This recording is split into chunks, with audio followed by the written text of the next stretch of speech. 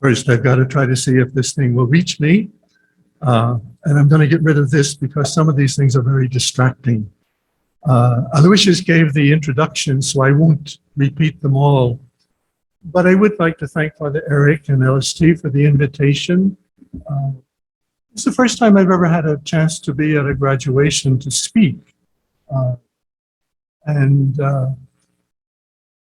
It's kind of unexpected at this stage of the game when I've been away from LST and teaching for almost 25 years. It's coming back really into waters that I had swum in before, but really are different. And one of the difficulties of being the third speakers after Bishop Ness and Aloysius is you're going to have some overlap at times because the same issues come up. First of all, I'd like to congratulate both the students and the faculty for the academic achievement we're marking today. Most especially for having done this while negotiating such unusual and challenging academic hurdles. It hasn't been an easy 2 years, certainly for any of us.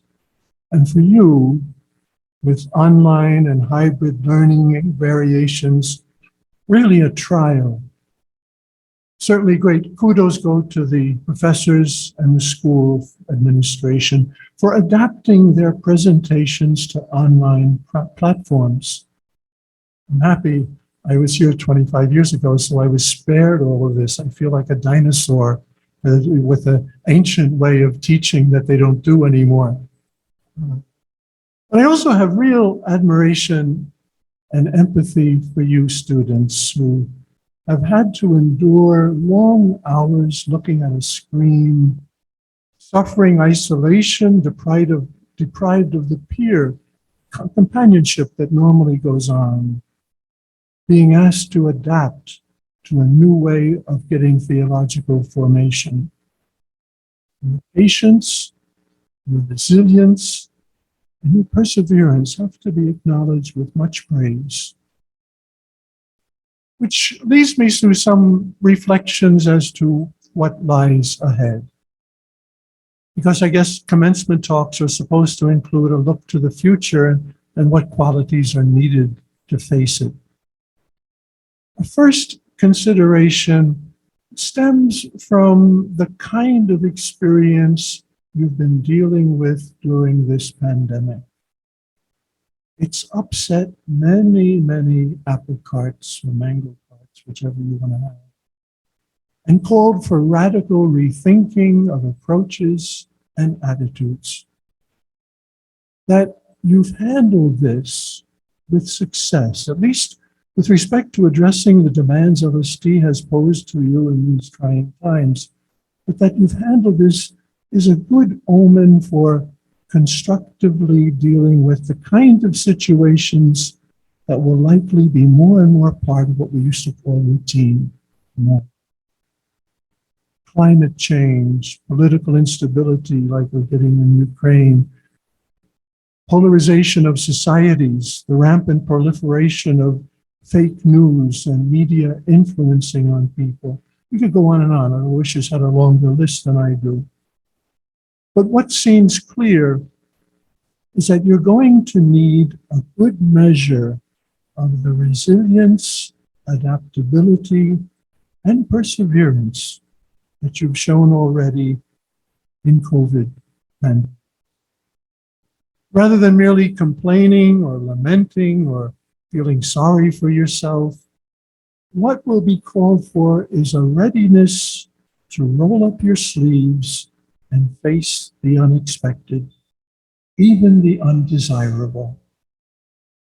It's the hard-headed realism and commitment of a leader like Volodymyr Zelensky in Ukraine, who was offered a helicopter to get out, and his reply was to his benefactors, "I don't need a ride. I need weapons to stay with my troops to defend my country." I suspect that will be more and more the spirit you will need as you move ahead. And thankfully, it's some of what you've already shown, mustering the determination and the resolve to finish despite a pandemic. The programs of LST you've taken on, and you've gotten through them. Tuloy pa ninyo ng ganito ang paghahanap sa kinabukasan. A second thought has to do with what might seem to be, maybe might be seen to be your own growth and development in the context of these serious issues you will be facing. Let's face it, you've been given opportunities that most people don't get. You mark today what has to be seen as really an increase in vision, becoming more aware of and better equipped for important things than you were before you started. Hopefully, that means more wisdom and not just accumulation knowledge of facts. Hopefully, it's even more than Sophia. It's the biblical chokmah, a wisdom and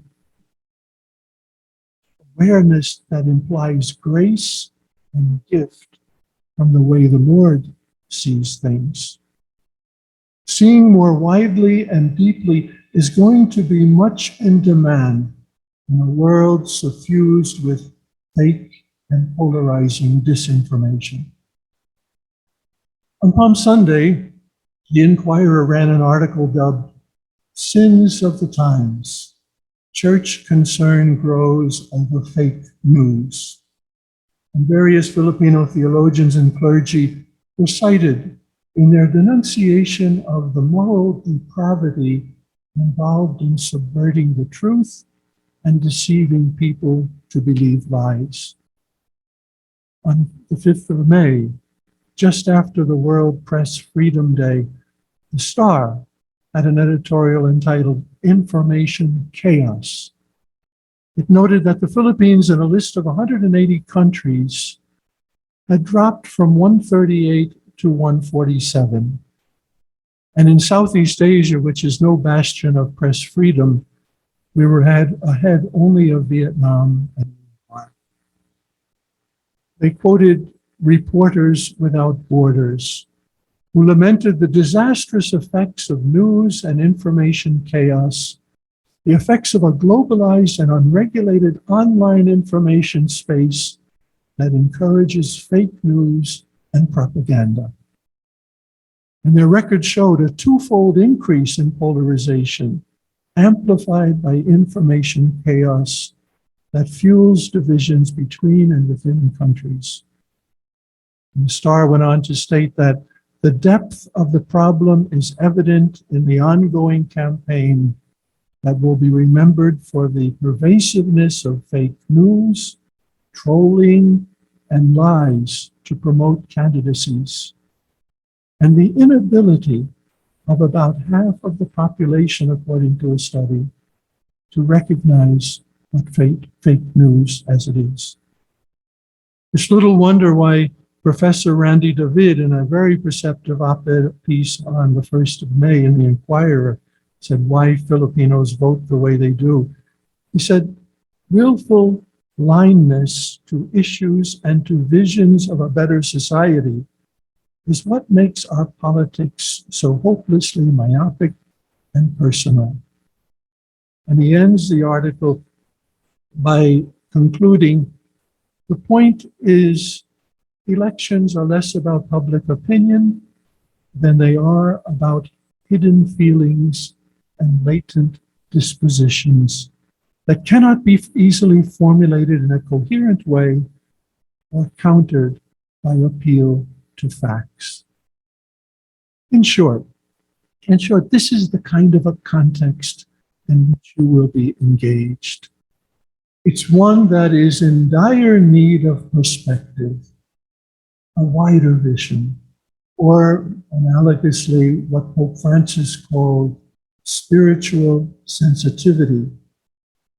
He had an audience the Wednesday before Holy Week, and he spoke of the anesthesia of the spiritual senses. as a widespread syndrome in a society cultivating the illusion of eternal youth. And it's mostly something we're unaware of. Numbed senses without understanding what is happening. And he says when they are numb, the inner senses, the senses of the Spirit that enable us to understand the presence of God or the presence of evil, we cannot distinguish between them. And it's not simply a matter of thinking of God or religion. The insensitivity of the spiritual senses relates to compassion and pity, shame and remorse, fidelity and devotion, tenderness and honor, responsibility for oneself and for others. The numbed spiritual senses confuse you, and you no longer feel these things spiritually. In a way, this problem is not something completely new, though technology now enables its proliferation much more extensively than before. In the latter days of Lent, John's Gospel recounted a number of encounters between Jesus and the willed blindness of Jewish leaders. There's a striking part at the end of chapter 7 in John where, hearing Christ's words, some of the crowd say, "This is truly the prophet. This is the Messiah." Others retort, "The Messiah will not come from Galilee." And then they send guards to arrest Jesus. They come back without him and they say, "Never before has anyone spoken like this one." Their concrete personal experience is lambasted. Have you also been deceived? Have any of the authorities or the Pharisees believed in him? But this crowd which does not know the law, this accursed group, is the one you're listening to. And even when Nicodemus, one of their own leaders, protests that they are violating the law by condemning Jesus without giving him a hearing. And he's shot down. He's shot down. "You're not from Galilee too, are you?" No prophet comes from Galilee. It's fixed, set way of looking and refuses to listen. It's the same kind of resistance you find in the way they tried to suppress the blind man in chapter 9 of John, or in the encounter between Peter and John with the Sanhedrin in Acts 4. Remember when they reply, "What are we going to do with these men? Everybody living in Jerusalem knows that a remarkable sign was done through them, and we cannot deny it. But so that it might not spread any further among the people, let us give them a stern warning never again to speak about this one." Willed blindness, interpreting reality to back up preconceptions and self-interest. It got Jesus crucified. It got the blind man, the cured blind man, kicked out of the synagogue. It got Peter and the disciples beaten up and jailed. But then and now, it needed to be faced down. And that's something we're all going to have to be doing, you especially as you move on. In some ways, the blind man in John 9 might be a suitable image for where you are and what you will be called to do. Because all of us move from partial vision to fuller seeing. And that would surely be true of you as you complete the demanding work and personal perseverance called for by the LST program. It should have led to greater clarity, perhaps more coherence in the way you look on things divine and human. It should also spur you, very importantly, spur you on to continued formation, ongoing development, to keep enhancing the trajectory that you've already begun. Like the blind man, you will be challenged to stand up for, and with very basic honesty to what you understand, be witnesses to a wider perspective in the face of those who would promote narrowness and confusion. You may suffer for this commitment to the truth, but remember, it's the blind man's vision and his fidelity to it that is rewarded by a profound encounter with Christ. At the end of that story, when Jesus heard that they had thrown the man out, he found him and he said, "Do you believe in the Son of Man? Who is he, sir, that I may believe in him? You have seen him, and the one speaking to you is he." And he replies, "I do believe the word." Now it's Lord. And he worshiped him. I do wish you all the fullness of God's blessings and every strength as you continue your journey to greater vision and truth. I certainly look forward to the ways you will contribute to pushing back what is negative and destructive. May you always be instruments of light in a context filled with many shadows.